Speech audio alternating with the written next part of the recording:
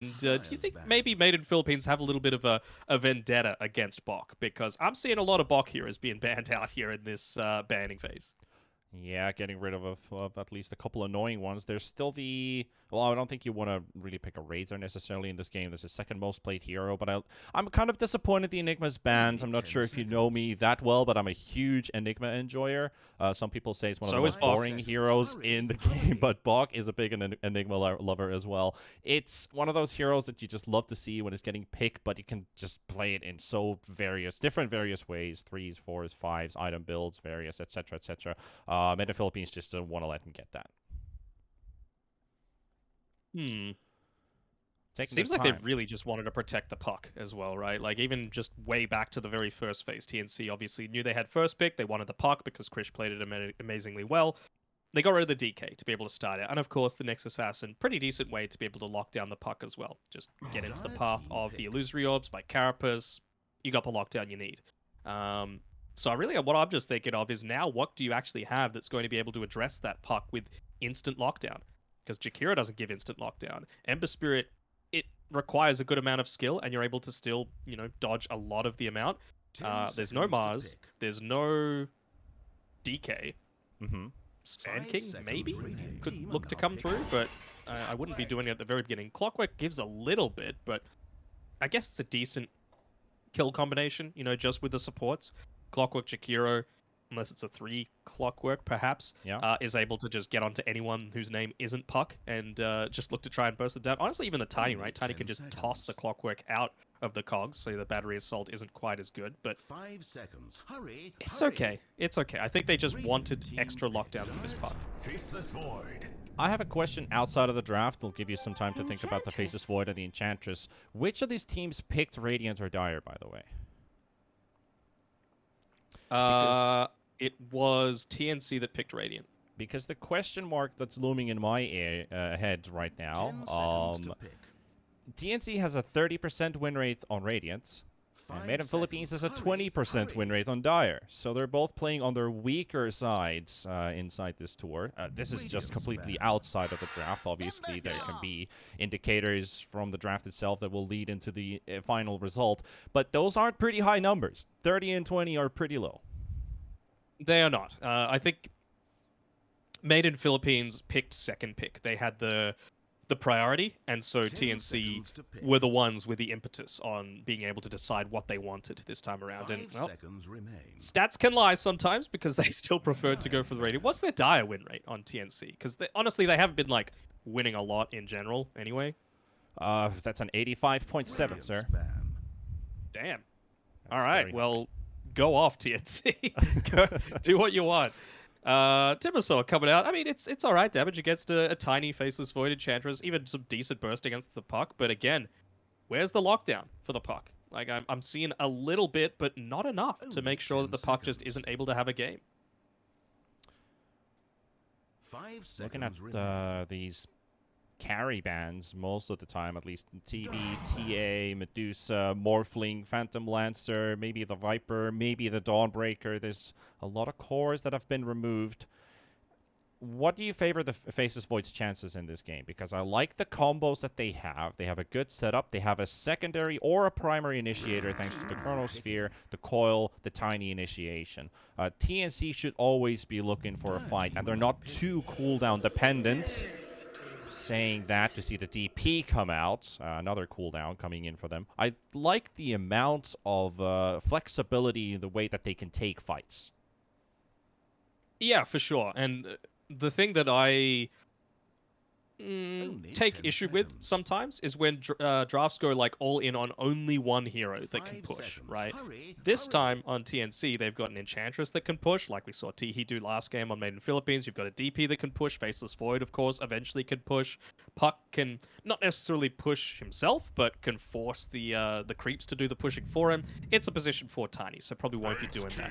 Made in Philippines, this is the classic Faceless Void counter, right? Like you have a second life, so the Chronosphere isn't quite as impactful. But honestly, I feel like you've got a decent amount of damage to just take him out the first time without actually needing the Chrono. Who do you favor in this one? Is Made in Philippines looking a tad bit stronger from exiting the laning stage and maybe stronger in the mid game than they were in the last game? Well, I said they could have won all 3 lanes last game, and they didn't. So, um, It's okay. I think I prefer TNC's draft just because, like, you've got a Death Prophet. Silence is going to be great against the Ember Spirit and the Timber Saw. You've got the Spirit Siphoned against a Wraith King and a Timber as well, which is obviously great too. Puck, 10 I seconds to still pick. don't value the amount of lockdown they have. All of the lockdown is like 5 delayed, you know? seconds. Hurry, Ice Path, hurry. delayed. Wraith Fire Blast, delayed. It's basically only Hookshot and like Sleight of Fist Searing Chains that is actually going to provide you any kind of reliable stun and lockdown for the puck. So I think Krish is in line to have another really solid game for TNC, unless JG just absolutely stomps the laning stage. So I think it's going to come down to that. Can Made in Philippines actually make usage out of their pretty strong lanes? Well, at least in terms of maybe a couple new heroes added into this one, I kind of still feel like Made in Philippines could come out with a strong edge out of this one, but seeing TNC's draft, I feel like a 2-0 is imminent, and if they can just perfect some of the moves that they made in the last game, maybe play a tad bit more active, I think the cooldowns, if they really live around those cooldowns, might enable them a little bit more. I can see TNC running off with this game. And that's basically just how I see this happen. If they can correct their errors, be more active, utilize their time a bit more, play around the cooldowns, should be an easy one for them. Should be. I'm just a caster anyway, Sure. so kind of go either way. Right. Yeah. I think the main thing for me is like I hope that their coach had a chat with them after that game number 1, because I said it at the end of the game, I said it during the game, I said it at the start of the game. When you hit your timings, you need to use them, and they did not do that in game number 1. This game, the timings aren't as obvious, right? This isn't like a Blink Tiny that they're playing around. This is an Ember Spirit who can get very active with just like Phase Boots, Maelstrom Orb of Corrosion. Clockwork doesn't really need too many items. Timbersaw doesn't need too many items, right? It's nothing flashy. It's nothing extravagant. So maybe that's going to suit them a bit better, not having to like wait for everyone's item timings to sync up perfectly, and they're just going to go around the time where TNC don't have their cooldowns. At least to start things off with, we've got our wards placed down on the bottom half of the map, and a defensive outpost obs for Made in Philippines. I think this is because of MIPH on this Enchantress. Get some information if this guy's going to be moving at the top half of the map. At least this will scout their movements here. Made in Philippines, do they back up Ken? Doesn't look like they want to take a straight-on fight, but the Enchantress is on the low ground now. They want to go for it. They're going to have to pick their battles. Do they go for the river? TNC is moving themselves there this time, so they're not really letting them get this one. But Ken able to sneak in the bounty, and that makes Made in Philippines with Luzify taking one in the bottom half, making it 3 for 1. All right, pretty solid start. I'm also just having a look at which team actually wants someone to be able to rotate through to secure these power runes, because for an Ember Spirit in particular, you want to enable yourself to make those rotations. You want to make sure that you can stay in lane and have the mana to be spamming out that Sleight of Fist onto the puck. So you can't really just be mana starved in that sort of situation. So we'll see if either team wants to be able to make that rotation. I guess Made in Philippines have a slightly easier side of that, because Rapido, once he's level 3, level 4, you can leave him on his own. You're probably not going to go down to the Faceless Void Enchantress.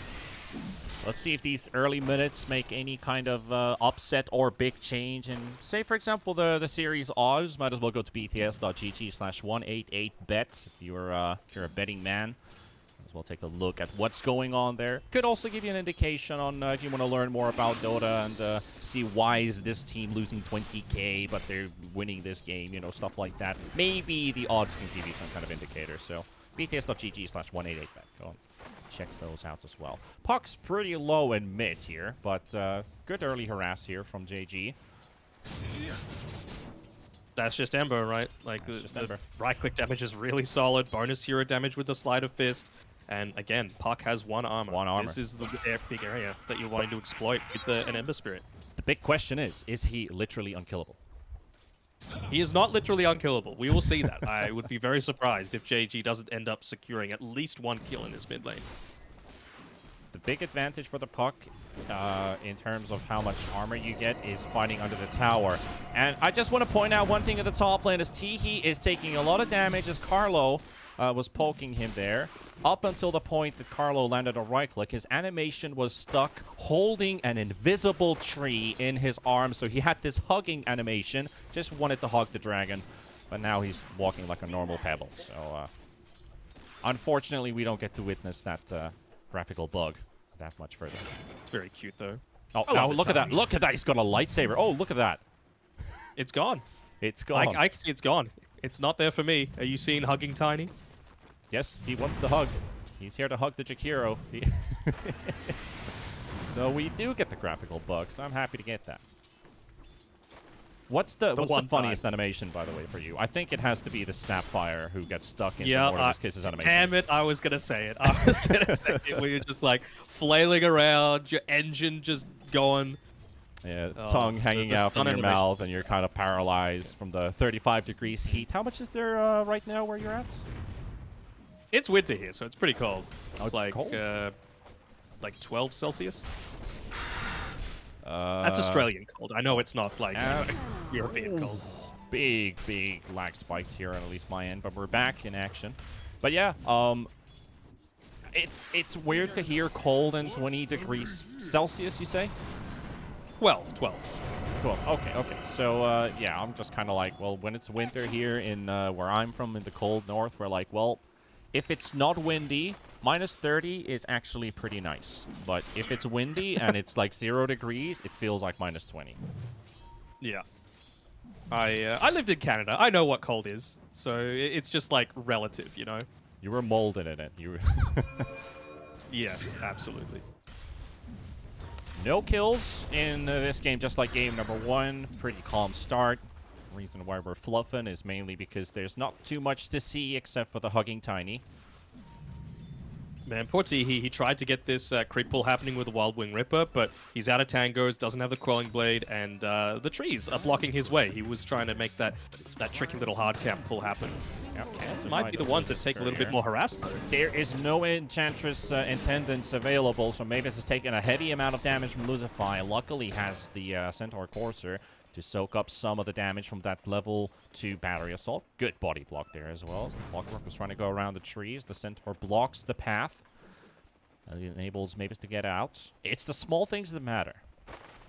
Yep. Even just like the fact that you've got a Centaur Courser as well. Scott Cogs. This is death. This has to be death number 1. He's got 2 stick charges. Ain't gonna be enough fairy fire being popped. Nope, not gonna be able to use it. Just before Ken dies as well. So the DP falls.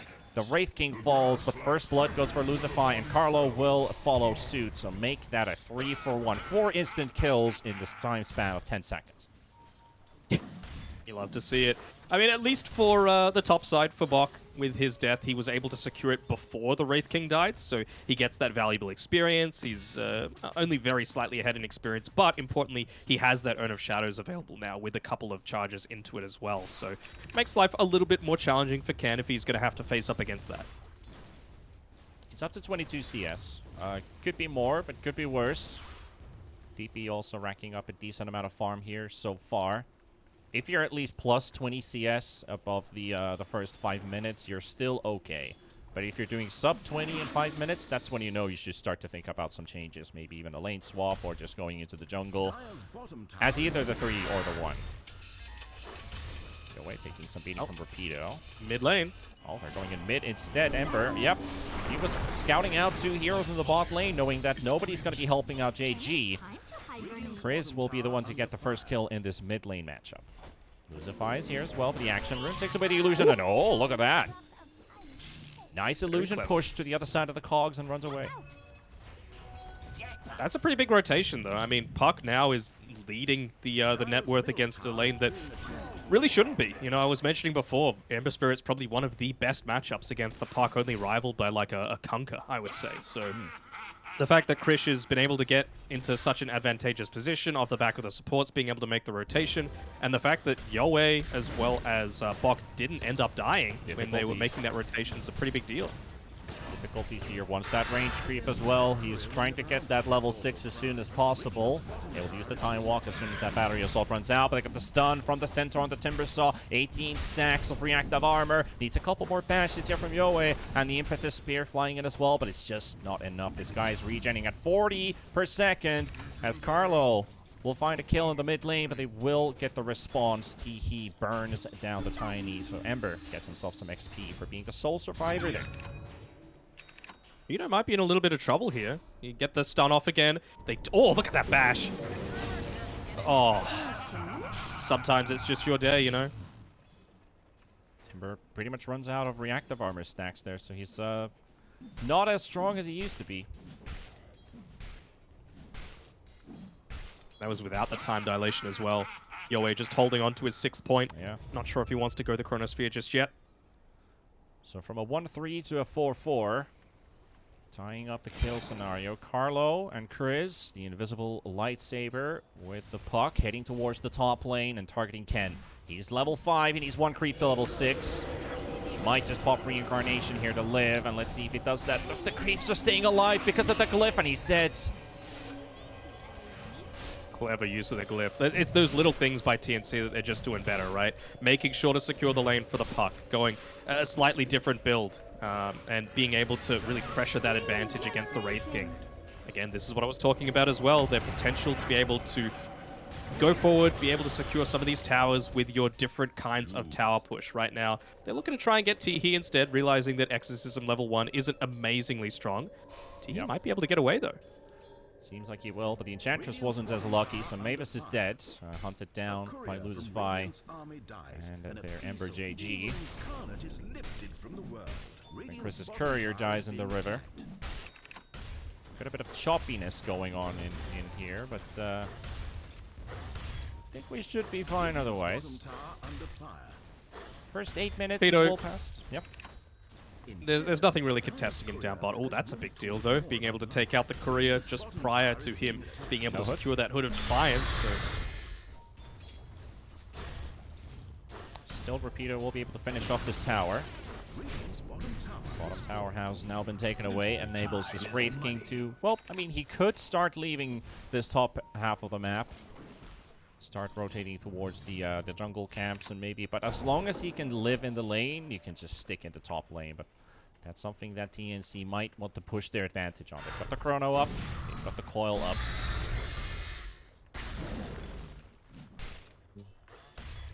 You got the Javelin as well, so even that, honestly, against Rapido provides you with a whole lot of extra damage against the Timbersaw in this super early stage. Again, while he doesn't have that Courier, maybe you do try and make a kill attempt on him just to slow down the tempo that he's providing.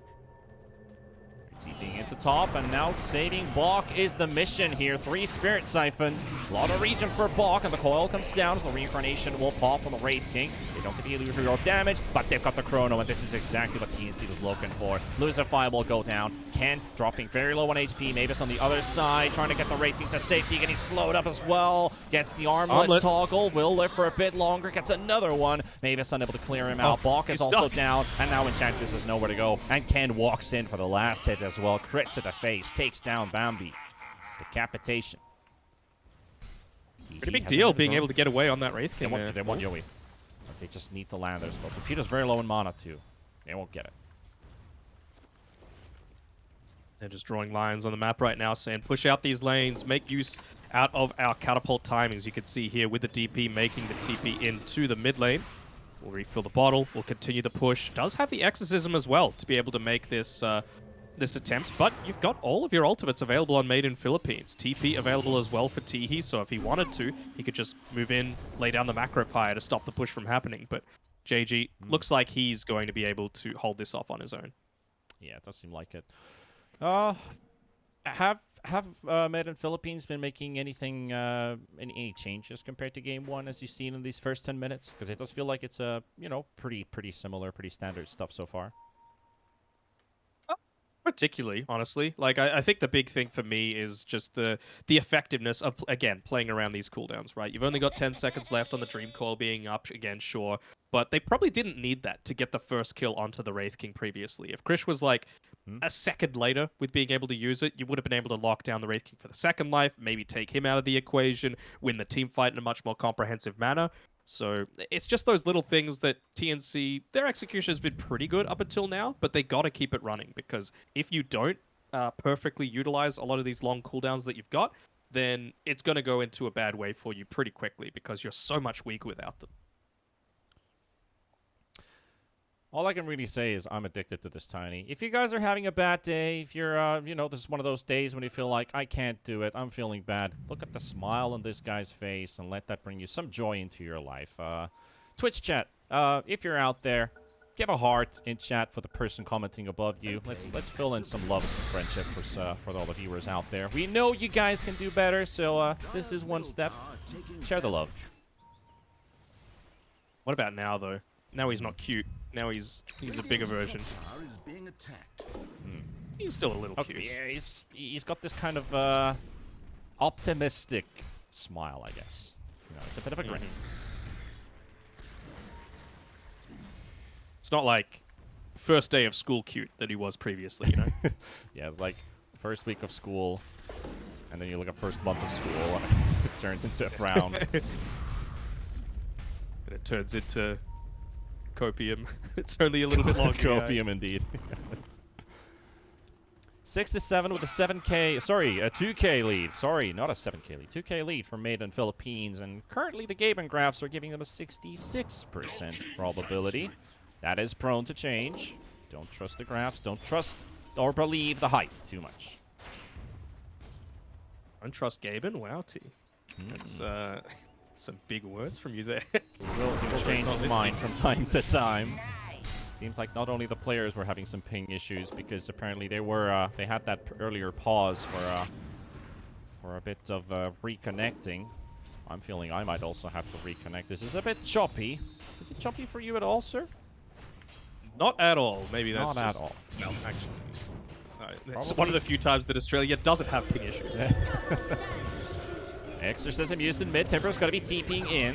Got the chains onto Chris, but it's only a level 1 chain, so it doesn't last for too long. And it does sound like the hook shot did not connect either. Exorcism to TP away to convert into a top push. So they forced them all there, and now they can finish off a tier 1 in top. But what does Mid in Philippines do? Do they respond to mid? Diving under the tower. Avalanche will connect. They've got the AD puck doing a decent amount of damage here. Ice Path is played down. It's not gonna connect. I do like that play, actually, a lot by TNC, right? Bok forces a couple of TPs, I think it was the Clockwork and the Timber Saw, and then immediately goes top, making sure that he's not going to get his TP interrupted. You still secure some map control, and yeah, I like it. I mean, again, Krish is just not going to die unless he's getting perfectly chain comboed. I think they did smoke underneath that Observer Ward, though, so we'll see how Made in Philippines look to set themselves up. Can right now. He's the one on the front lines. Can probably let his skeletons do the majority of the work, but well, you would have to be a little bit careful. At least he does have the reincarnation back up, and they're going to spot him out. Hunting Ken. Barbie doll has been found. Got the reincarnation up, and reinforcements are arriving. Teehee coming in. Lose that fire from the side. JG is here as well, and Yoey. Now is the time to evaluate. Is it time to bail? Is it time to go? And he will be able to time walk just in time. The reincarnation drops to the Macropyre. No, not the Macropyre. It sounded like some other tick was actually there. As his ulti's now gone for 3 minutes. I think it was the time dilation. Could be the time dilation. Because Buck hadn't DPS hit per... it. Oh my god. Is it really? I mean, that's not a lot of damage, but I guess if you time it right. Mistime it in this case for the Wraith King. Rapido fighting Carlo. Grizz is here. He drops down the Chronosphere. They should be able to finish off this Timber during this. He's tanky, but is he tanky enough? A lot of regen flowing in his favor. Doesn't get Carlo with the Chakram. So that's a Rapido down, a tower saved, a glyph being used as well. Awkward TPing away. I mean, you can put Teehee onto a different hero, but he's still going to want to push, right? He's the Jakiro this time around. Just a couple of points of the Liquid Fire, and he's still able to deal a decent amount to a tier 2 tower super early on into the piece. But again, it just shows the value of information, right? That one Observer Ward ended up securing them a way to be able to get out of that bottom engagement. TNC with that kill, able to get the tier 1 tower for themselves in the mid lane. So Made in Philippines, our map is being choked step by step. Top tower down, mid tower down. Not too much room for the Wraith King to farm. I would love to see some impact on this Wraith King in this game because I think we saw... You know, Ramses is a pretty good carry player, but his Wraith King the other day was obsolete. It was bad. It had no impact whatsoever in the game. So I would love to see Ken bring up some big firepower in this game. What do you think that is? Like, I'll be honest, even though it's probably the most basic hero in the entire game, I'm not like a Wraith King specialist. I feel like the Desolator is going to be pretty decent, though, especially when combined with a lot of this early pushing potential that you've got, right? Yeah. A Timbersaw, a Jakiro, you can make a lot of tower damage happen. It is the classic. Yeah, he's got the Spirit Siphon, but the Ice Path will prevent him from getting any further once, so yeah. Optimistic. Wait, are the King in the river? They're actually fighting against Rubito here. He is coiled up, but he's got 19 stacks as well. Up to 23 now with that melee creep assisting him here, getting more and more reactive armor stacks. But yeah, about the Wraith King. Sorry, I just want to interrupt you ahead, really quickly. This is actually a huge timing for Made in Philippines. They popped the glyph previously to stop the Chikira from pushing. They have no Exo, they have no Chrono, they have no Dream Coil. They're killing heroes as well at the same time as pushing. Like, this is exactly what they need to be doing. So I'm very happy with Made in Philippines this time that they're able to identify the big strong points of their draft and actually exploit them. They've even got the Desolator now coming out for the Wraith King, who's level 12, so he's going to have that second point in the reincarnation. He's not going to be dying in the next 30 seconds, so yeah, all things looking real good for Made in the Philippines. Yeah, pretty solid things. As you were saying that, they were getting the Enchantress in mid, while Wraith King was pushing bottom to take the tier 2 tower. Now they're getting a tier 1 in mid. So all of this is adding up. They've got a really good window here. And the classic Wraith King build, basically, yeah, the Armlet Desolator. Can opt to go for BKB if that's his option for the game. Could also just amplify into more attack speed. Maybe an AC is an option if he wants to. If he wants more stats. Scotty's not a bad option, but I don't think you want the Scotty on a Wraith King necessarily. It will probably weigh his options what he needs the most. I wouldn't hate the BKB, just because, again, I don't think a Faceless Void is going to care about you all that much, so you might have the argument of, oh, he'll just Chrono me, but, like, do you really want to Chrono a Wraith King? Probably not. So you just need to deal with a puck. Enchantress does 0 damage to you. DP does very minimal damage to you if you're able to pop the BKB in good time. Same sort of thing with a Tiny.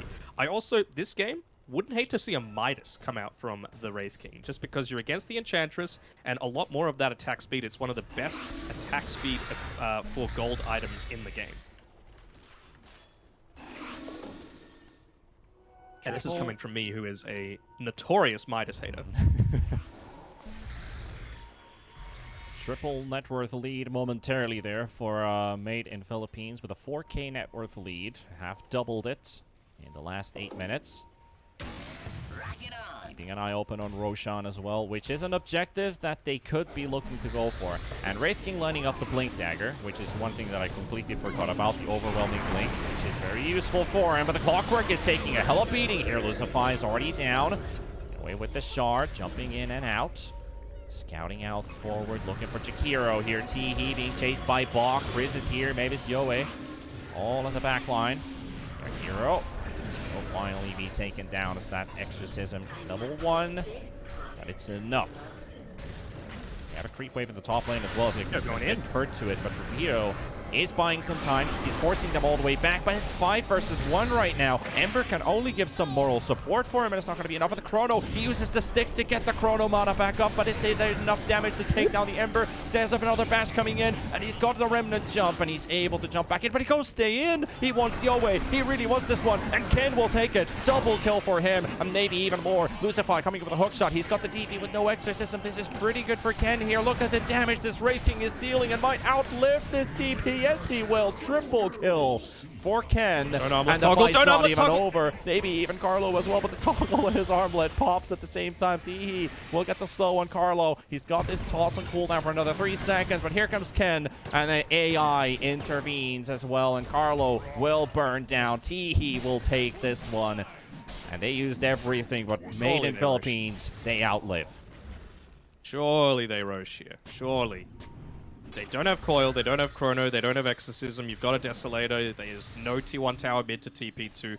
Maybe just wanting to push the tower in. DD, now you rush for 100% sure. Yeah, you can't miss on this opportunity. I mean, this guy is just unstoppable currently. He does so much damage, and this row shouldn't take too long for them. Plus, having the entire team to back you up is nice, but what can TNC do? They're thinking about maybe contesting. Chris has a Coil, but is Coil enough? Is it enough? I don't think it is. I don't think it is. They really want to wait for the time to be here, and he is. And goes for the invision, but they go for the hook shot, Oh, and they're what actually a caught the cog. DP in the back box. Going to be caught inside a Rapido, forced away, and Carlo has taken the Aegis as well. They've stolen it for the side of TNC. Lucify is down, and there's the respawn coming in from Carlo as the Aegis has been burnt out. They got the money, they got the Aegis for it. Tiki able to TP away just in time before Carlo gets there. He's got a blink off cooldown. But can they find Ken? Is under vision. The ward's about to expire on the low ground as well. Carlo, he's got the lightsaber in his hands, but no. Won't go. Ball caught in How mid. many times has Carlo made some game-winning plays right now? You said he was good on the He's a little bit tiny. I mean, careful. I'm convinced. Even just the Tumbler's Toy providing with a little bit of that extra impact, right? Joining these fights, being able to weave his way in and out. Yeah, being able to secure not only the Aegis steal, but the Roche kill as well, giving them some valuable gold to be able to bring back that net worth differential a little bit. That was a pretty big win for TNC because all they had was a Coil. That was the only ulti available for them in that team fight. Able to steal away the Aegis. You can only imagine what would have happened if they actually got the Aegis and say something like the Wraith King or maybe even the Timbersaw, who's already difficult to kill. Bok will get bursted down. And with the initiation, It was a fantastic hook shot as well. I have to highlight by Lucify. He cut off 3 people from joining that team fight, but it was Krish and Carlo just doing it all on their own. It's just so good to have Clockwork and Wraith King in your lineup, especially if you're playing from the Dire side, because the most likely choke point is that triangle stairs in front of the Roche pit. So you can just choke point it. You can just pop cogs down and you've already done your job. But Ken is dropping here. Armlet toggle once, armlet toggle twice. Carlo is dropping. Rapido will find the first kill. He's only got a couple stacks and he's running up on those reactive armors. 60 HP regen, Lotus Orbs available. Will outlive the Coil. She's still taking some chip damage. Moment's pause. I want to see them prioritize Bok a little bit here. Like he's so close to being able to pick up that BKB, and that makes life so much easier. You know, you're not worried about the Jakiro at all. You're not worried about the Timbersaw all that much either. It's really only the Wraith King, and you know, after that, the progression is pretty standard. He's just going to go into a Shiva's Guard, be able to deal with the lifesteal. Oh, triple. 4-man Chronosphere as well, but what can they do with this? They can't even kill the Wraith King at the moment. Exorcism has been dropped, but it's gone! Bok again! Bok is dead right away. JG might be falling, but Ken is still in the middle of this fight, and Mavis is gone. Chris in the back line. 2 heroes down for TNC and the Tier 2 tower and the Exorcism. They got nothing out of it, Danog. Yeah, I'm not even sure how much a BKB would have made the difference there. I'm still a little puzzled that they didn't actually look to wait for that, because it was Wraith King that did the majority of the damage. He crit for 970 damage against the DP, who has, you know, basically half health. It took that too, so it's pretty influential. He just needs this BKB so much, man. Like, it just feels like he can't join team fights at all until he has it. Radiant's top tower is Now we're under going to see siege. the BKB come up for the Wraith King. We'll be able to survive the Tinies and the Pucks a bit better. Also the time dilation, which seems to be the reason why he's dying. Yeah, it's once it was the vessel, once it was the time dilation, so he's just got to be a little bit more careful on those armlet toggles for sure. I love how that one fight in the top jungle you were panicking a bit. Like, no, don't do it. And he did it. I mean, they'd won the fight already, so it didn't really matter, but yeah. Dire's bottom tower is being attacked. We haven't really seen TNC push in this game for a long time, so at least Puck getting to split push the mid wave. Creeps are pushing in the bottom wave. But Made in Philippines are the ones who feel like they're in control. They found Bok again, Lucify once again. Public enemy number 1.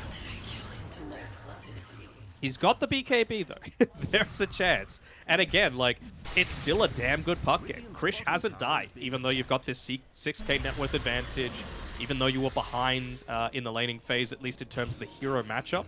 Krish is easily second on net worth, and he's pushing in lanes, and he's, you know, securing items for himself. He's got a Lincoln Spear as well, just making sure that he's not getting locked down by, I guess, the Wraithfire Blast. That's the only real thing that he should be focusing on. Carlo finding the clockwork, and the Lotus Orb's there, but it's a bit too late. Won't be able to resend the toss, recast the toss even. But he will live. 2000 HP clockwork, very hard target to take down. Glyph has been used in the top lane, as Ken and Tiki are still on the push. TNC are not responding to it. No, they're not, and it's a glyph that was used without actually being able to clear out A, these skeletons, and B, this siege creep. So people need to come top right now. They Like, have you've to got a come back to Desolator. base. Oh yeah, absolutely. Do they have the ability to? Much work. Carlo's still 10 seconds on his TP. This is just skeletons, Desolator, and a Jakiro Liquid Fire doing work and taking down that tier 3 tower before TNC even got back to base. All right. The next team fight's the one that's going to decide the game for me. I really do feel like TNC still have an opportunity, but Bok cannot be dying 3 seconds into an engagement every single time. Like, he's got the BKB now. He doesn't have the Spirit Vessel, which he did have in those previous fights, but you know, that's really only going to help the damage output. It's all just about surviving for me. Faces Void needs more time. Yowie really needs to get that Scotty up, maybe even a +1 with the Mjolnir to have a big impact in this game. That's the... Well, the thing is, like, he chose to go the Shard, second item. Like, he went Maelstrom Shard, and it really doesn't feel like he's made too much use out of it, you know? Like, where else is the damage coming from? Puck doesn't deal a crazy amount of damage early on, right? It's only once you get a little bit of that scaling happening with the Witchblade that you actually have that big damage impact. So Yeah. this is on Yowie if he's feeling like he's lacking the damage. He did get that 1-4-man chrono, but it's all they really got out of this one, and a beautiful ice path on 2. Carlo is down. A Bok is down to half HP with the Exorcism, already up and running. Lose at 5. Goes in once again. Gets the hook shot, gets the cock push as well. Ito in the front. They're just going to wait for this Exorcism. Yeah, they're going to wait for it to run out.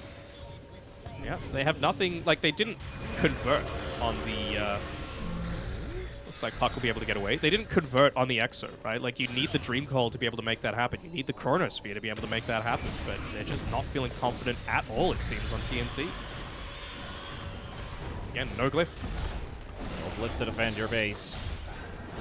Cooldown Kent going in, finds MIPH and just gets almost one shot down, but they will burn out the Reincarnation and the buyback from the Enchantress. Yowie going in for the Chronosphere, will land it onto the Wraith King, and now they need to capitalize on this. But the BKB up and running, he's down to half HP with the time dilation. It ain't slowing down Ken. And that's it. That's basically what they got out of this. Maybe the Timber Saw to fall would be something. Rapido misses the Timber Chain out of the base, and JG goes in for Yowie, and that's history for the Faceless Void. Down for 50 seconds.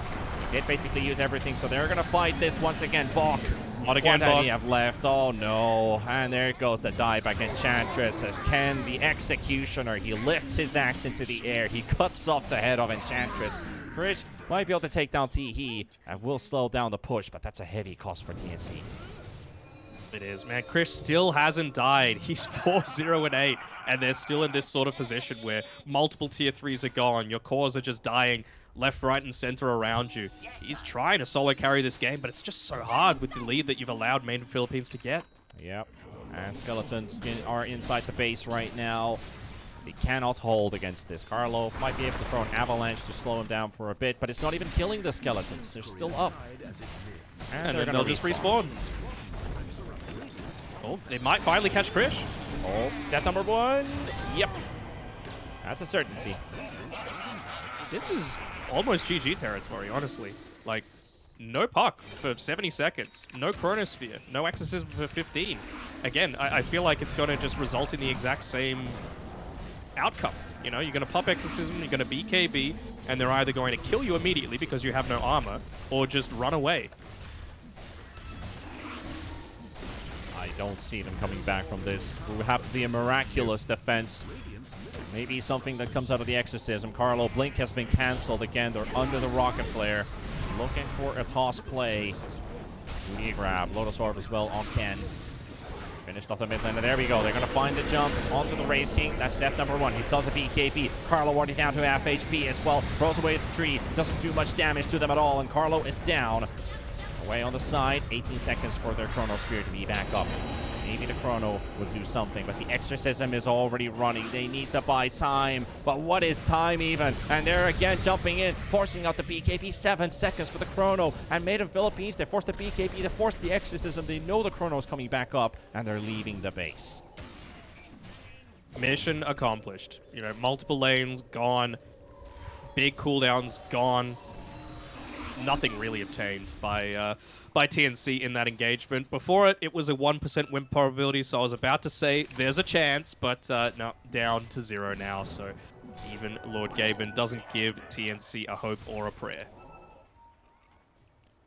31 minutes in the making, 0% win probability for the last 2 minutes for TNC. Any zero believers? I've got my hand up. Roche. That's the best type of odds to think about. You against the world. Roche is up. Aegis and the Shard. That's something TNC might live off of. Oh, double down. Okay, is Ken going to one-shot anyone? Yes. Yes. You have your answer. You have your answer. Mavis is gone. 40 seconds down. Macroplier Ice Path on the Tiny. Tosses away the Wraith King. He doesn't want this guy nearby him. Doesn't matter. Burnt down by the Macroplier. And the Philippines quick 2 decisive kills and into the Roche Pit with that same DD. And there's a pause as well coming in for the puck. That means that they still want to fight this to the end. But really, how many mistakes does Made in Philippines need to make for TNC to jump back in? About 12, to be honest. Like, it's in that bad of a situation where, you know, you just need to screw up over and over and over again. We keep talking about it. This is such an important series for both of these teams. Win and you stay in, lose and fate is out of your hands. Needing to rely on a bunch of different results to go your way to even force some tiebreakers out. Can end up doing, I believe, 1,500 damage, by the way, to that Enchantress. So about a 150 overkill. Very nice, very balanced. Thank you. Well, at least they do want to see this game to a conclusion. Not just tap out and go to game number 3. I have missed both of my predictions on this one. Thankfully, I'm not the analyst. No shame towards Danog. But what are we gonna? Who's gonna get the shot? I mean, yes, give it to the Clockwork. Give him the jetpack. Thinking about it. No, don't give it to the. Aww. Pathetic. Couldn't even get the one Why does thing we were Ember hoping need it? for. But hey, burning remnants at least. Blink Dagger cancels. I guess you could just throw all your remnants inside the base where the Tiny is most likely standing, just to make like a perimeter of remnants. Well, puck on the Psychic Headband, that's kind of important, right? We've seen being able to break the own coil. They might go for a backline snipe here, and really, it's going to need to be one of these supports that they take out. But the wrap around from the side. Chris is already in. He's found the Clockwork, keeping Lucify at least busy for a time, at least for the moment. And they've taken down Chris, and they're looking for another. That's the Clockwork about to fall, but that's not the target. They want the Chrono is going to be finally placed down, catching 3. Maybe the Jakiro is going to be following up as well, but they've already lost 4 on their team, and that's 5, and that's GG. And that means we are going to a game number 3 in this series. It's Made in Philippines tied up. I mean, yeah. I feel like it was, honestly, like, the early game went better for TNC than I thought it would. You know, like, the puck had a very good start to the game. Off lane, Bok was doing all right. Like, he was stopping Wraith King from getting the absolute free from that he was wanting. They made that nice rotation up with the Exorcism bait for the mid lane to open up the map a little bit more for themselves, but I was praising TNC's itemization last game. I really don't think second item Aghanim shot on a Faceless Void does anything. You know, you're the position 1. You are the one that needs to be creating the tempo. You are the tower push when the Exorcism is on cooldown. So I'm really not sure what was going through Yoe's mind with that pickup. Did second least damage on his team. Didn't have a crazy amount of farm. The impact just wasn't there for me. So it's kind of like the mid one syndrome, you know, where he's a position 1 player, but he plays like a mid player. You know, he wants to be able to make space for the rest of his team. But at some point, you got to realize you picked a Faceless Void, you are the one that is being made space for. So you got to use it, and really just never felt like he did. I think one of those big things you talked about, the Faceless Void shard, is either they did not have faith in getting the first or the second Roshan for the shard for the Faceless Void, but at the same time, if you don't have those damage items, how are you capable of even taking Roshan for your team if you prioritize the shard before, which doesn't give you the damage which Faceless Void obviously needed in this game to have a bigger punch. We talked about the cooldowns, their capability of fighting Roshan, contesting Roshan. They even took the first Aegis. Carlo was able to take it with a snatch. Well, not a snatch because they did kill Roshan and get the Aegis, but you know what I mean. But still, the thing is, they could have capitalized on that second Roshan to get the shard from there instead of buy it. So I think we both agree on that. But was that really the reason they lost this game? I think it still came down to a couple portions of this game where Made in the Philippines got this Wraith King online. He had the perfect targets to hit as well with that Armlet Desolator. And I think JG played a really good game with the Ember Spirit as well. But the MVP of this game, Losify Clockwork. Love it. Give the supports their due. And yeah, honestly, I'm still trying to wrap my head around this Ag shard. I think we all need to. He didn't go the time dilation talents. He didn't level up time dilation until later, because that honestly felt like all he was doing, right? He was time walking in, time dilating, and then going back. And it's like, well, that's nice to deal like 200 damage, but all the while, Wraith King's farming off the other side of the map while you're doing this, right? So what is your actual scaling potential? It just didn't happen. I'm puzzled. If TNC end up winning, I'm going to absolutely look to try and ask them about it, because it's just going over my head. So maybe I'm dumb. Who knows? It's probably a likely outcome, actually, but we'll see. We'll see. Game 3, though, that's going to be hype. Game 3, for sure, is a certainty, and I think we all need a bit of a breather in this space. So, obviously, what's up next is a couple minutes of enjoyment for all of you people, and we shall then return with the draft once again for game number 3, the decisive series, and the last one for SEA for today. We'll be back in a bit.